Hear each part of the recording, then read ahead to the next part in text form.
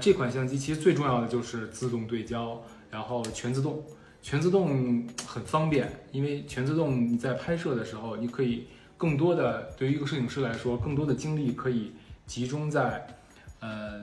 调动人物情绪啊，然后捕捉构图或者是片。所以我们在拍摄一卷的时候也会比较多，相对于6:7的更多的内容。可以看到在花絮中我们拍摄的这个的时候，然后也是更多的用它去很快一个竖胚的一个画面，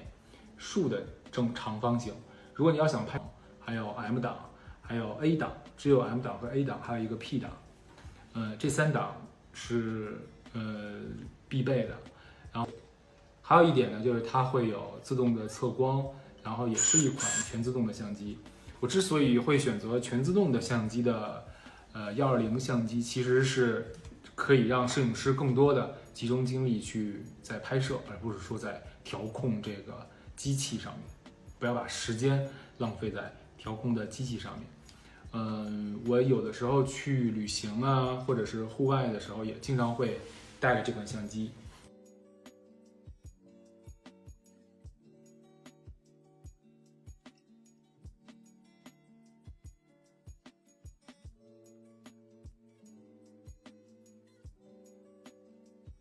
可以让大家看到，这些斯拉片呢，在拍摄中你可以用，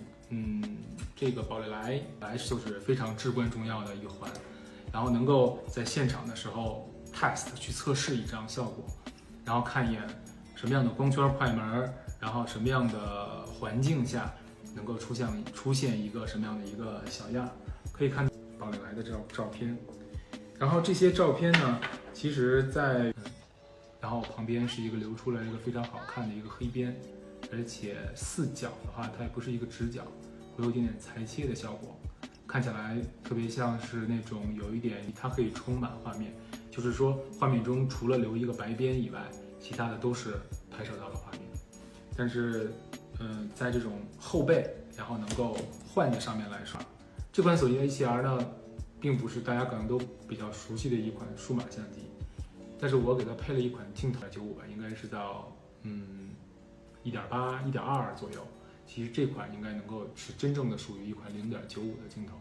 它所拍摄出来的画面呢，也是比较奇特的，因为它用的是一款胶片的镜头，然后配上数码的相机，所以拍摄出来的画，虽然它不是经过冲洗，然后经过后期的扫描，然后来能看到那些图片人的一个边缘和背景的虚化的程度，还有就是人与背景之间的那种色调，有那种空气感的色调，是胶片镜头所拥有的。一般很多数码相机是无法。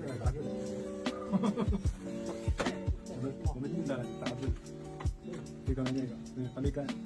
也印在了杂志。这就刚刚拍的那个。对，刚刚拍的宝丽来。